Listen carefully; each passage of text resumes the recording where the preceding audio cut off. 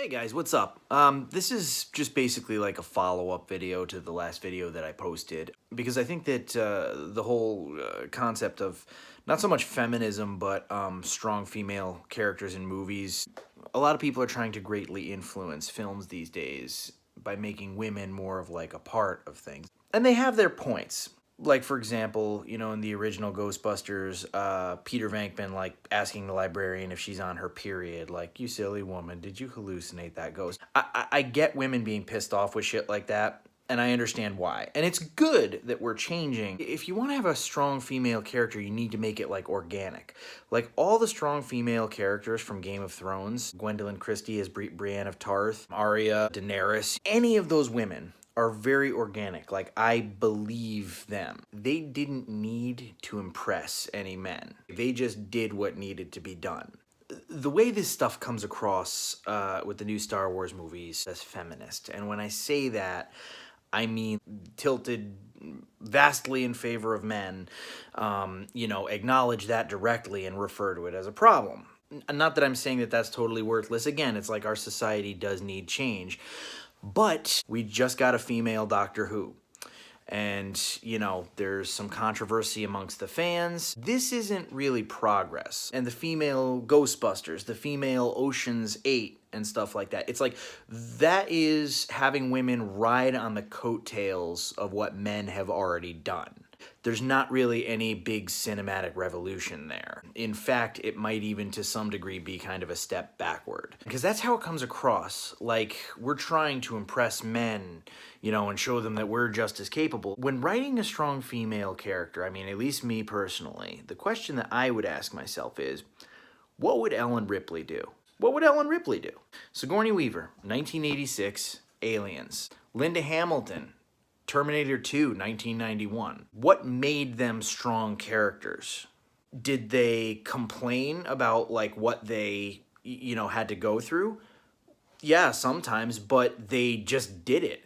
Ellen Ripley went into an alien hive by herself because she lost her fucking daughter and it left this impact on her character. And then when the aliens take Newt into the hive, there's no questions asked. She's back at the ship, she's stocking up. She's got a fucking pulse rifle, she fucking duct tapes a grenade launcher to it. She just brings the guns in the bag and shit, just filled with ammo. And in the elevator on the way down to the hive, she's taking her fucking shit off and putting the fucking rifle on. And by the time that elevator reaches the bottom where the alien hive is and that door opens, she's ready. She's got the fucking flamethrower is lit. And now mind you, dude, earlier in the movie, a whole bunch of fucking Marines were taken out. I mean, like a literal squadron of Marines were taken out by these fucking xenomorphs who would just come out of the ceiling. They'd come out of the walls, and they wiped out an entire team of men. But Ripley, driven by her maternal instinct, goes down there by herself. Anybody in their right mind who was with her, who wasn't fucked up like Hicks or, a droid who had to fly the ship like Bishop, would have been like, Ripley, dude, it's suicide. Like, we're gonna have to try and stop you here. Like, what you're proposing is crazy. She wouldn't have listened. She was going to fucking go down there and she was gonna get that little fucking girl out of the alien hive or she was gonna die trying. That is a strong female character, and real emphasis on the female, because again, it was her maternal instinct that drove her. Her being a woman had a lot to do with it. It was like, I'm going to protect this surrogate daughter figure. That's a strong fucking character. Linda Hamilton in Terminator 2.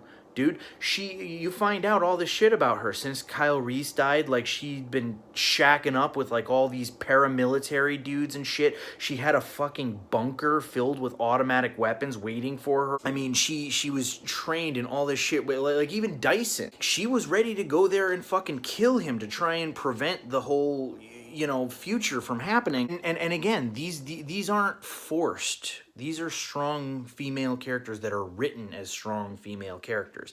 If you're gonna do something, if you're gonna remake something like Ghostbusters, which wasn't a terrible movie, it was just forgettable.